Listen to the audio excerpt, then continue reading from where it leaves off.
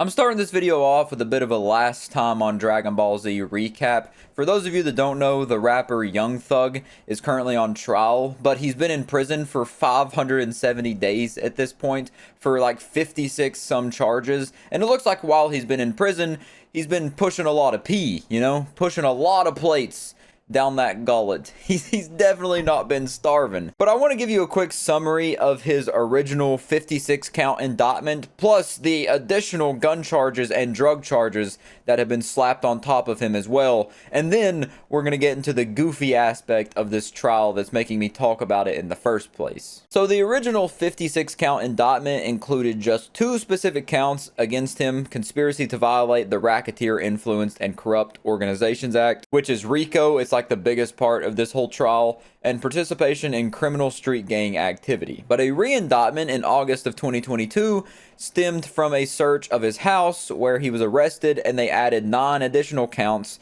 6 of them were against Young Thug. And these additional charges were gun and drug charges, included possession of a legal machine gun and possession of firearm during the commission of a felony. But his lawyers have been claiming that the contraband didn't belong to him, as many people stayed at his home. And if he is convicted on all of these charges that he currently faces, which is 62 if you add the 6 that were slapped on top of the 56, it would total a potential of 120 years in prison that Young Thug could face. So we're not playing hopscotch on the playground. This is some serious stuff. We're taking this out of the sandbox and into the grown-up world, because that is some serious shit right there. But now I wanted to show you specifically 2 clips from this trial of his lawyer basically embodying Better Call Saul. He's just truly becoming the world's best lawyer, and he's practically making Young Thug the best defense I've ever seen in criminal history. And the prosecution is targeting, that's Jeffrey taking a selfie in the mirror, and he has his hand up, and the indictment that the prosecution had the grand jury return says he's holding up a blood sign, and that furthers his conspiracy. There's nothing wrong with holding up a blood sign, but that's not a blood sign. A blood sign is like this, it looks like a B. That is a P. Jeffrey's fingers are down. And what you'll learn is that Jeffrey just released, with Sergio Kitchens, performer known as Gunna, a song that is wildly popular. It's around the globe. It's called Pushing P. And it's positivity. It means any circumstance you're in, if you think positively about something, you can make it through. You're pushing positivity. You're pushing P. Jeffrey is showing the P. So there you have it right there. They're trying to slap him with this big conspiracy of being one of the heads of a gang. That's not what the whole trial's about. And saying that he spearheaded a couple murders and whatnot. But the lawyer says, no, that's not even a blood sign at all. That's actually a P. You're looking at it all wrong. It's upside down. Gotta flip it like the Wumbo sign.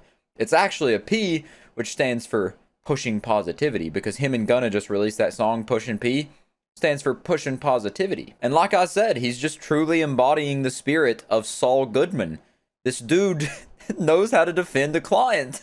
The way his lawyer's defending him just truly reminds me of a kid who gets caught red-handed with their hand in the cookie jar, if you will, and they're just trying to weasel their way out of it, create some outlandish fairy tale story up, and try to twist it in a way that's so crazy that it might just work. Like, for example, when I was younger, I remember one Christmas, I was trying to, rip open the wrapping paper to see if my parents really got me the Xbox 360 that I thought they did, and I was, trying to tear a little hole in it, and this was, the middle of the night, and my parents somehow, their spotty senses started tingling, and they knew I was trying to do it, and they walked in there and caught me, and I said, Mom, I was trying to stay up and catch Santa Claus. I was sitting behind the tree so he wouldn't see me, and I was gonna catch him whenever he comes to eat the milk and cookies. And you best believe I had an Oscar-worthy performance. I would have put Leonardo DiCaprio to shame, my 10-year-old self, with the acting chops that I put on display that Christmas night,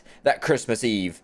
But unfortunately, they still didn't believe me. And now this next clip I want to show you is Young Thug's lawyer arguing about what Thug stands for. Jeffrey had interest in women.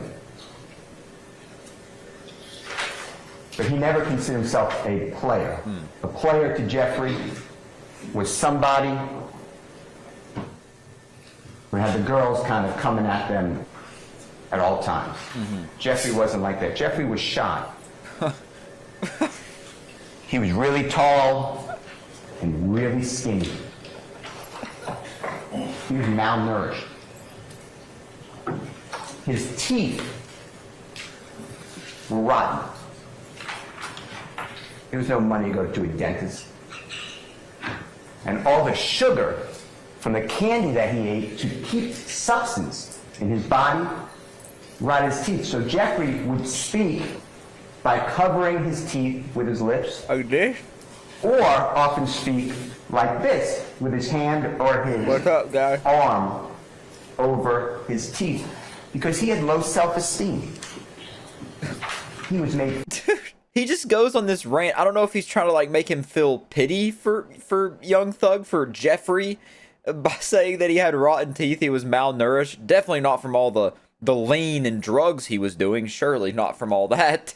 But rather it was because of the malnourishment and all the candy that he was eating, trying to sustain himself, that rotted his teeth out to the point where he had to talk like an old person who didn't have their teeth in, or just cover up his mouth like he was like Batman trying to cover his face or something with his cape.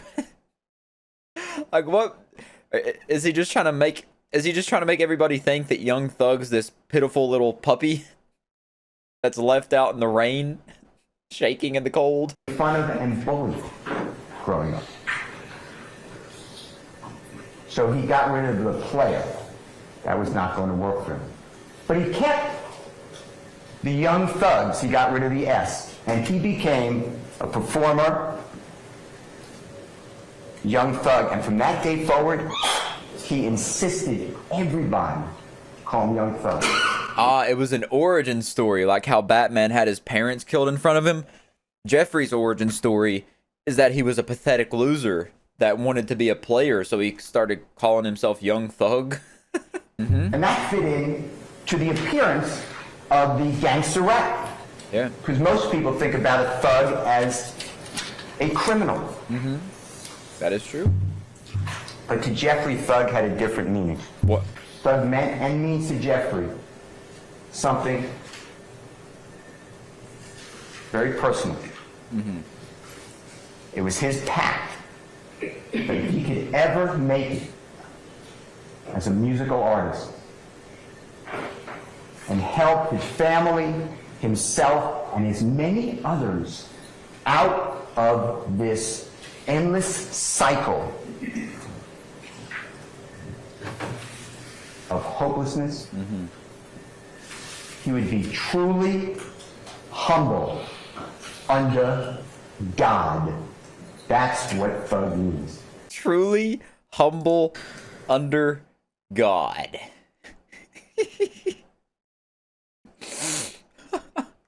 So his name is Young Thug, which really means young, truly humble under God. That just rolls off the tongue. It all makes sense now. The dots are starting to be connected. You got to give a good game slap on the butt to this attorney, though. He's trying his heart out. He's reaching deep in his Santa Claus bag for this one. He's going all the way to the bottom to pull this out of his ass. Truly humble under God is what Thug stands for. That's what Thug means to Jeffrey. I bet Young Thug's just sitting there if they put the camera on him going, man, his internal dialogue, if it was like an anime, is like, man, my lawyer's just he got me a life sentence, man. I'm going to jail. Man, I ain't getting out of this. It just feels like this lawyer is truly just pulling shit out of his ass, throwing it at the wall, and seeing what's gonna stick. He's just going for it. Go big or go home. He's pulling all of his stops out. Every trick he has in the bag, it's coming out. Everything he's got, he's giving it his all. And I gotta give him kudos for it. Because Young Thug's in some deep shit either way. He's gonna see some jail time regardless, pretty much. But this could give him a lesser sentence. Maybe he won't get like a life sentence if the lawyer keeps this up. Anyways, that's pretty much all I wanted to show you. I'm not here to go into the nitty-gritty details of this whole court case, give all the specifics to you. lay all the evidence out on the table and tell you if he's innocent or guilty or whatever.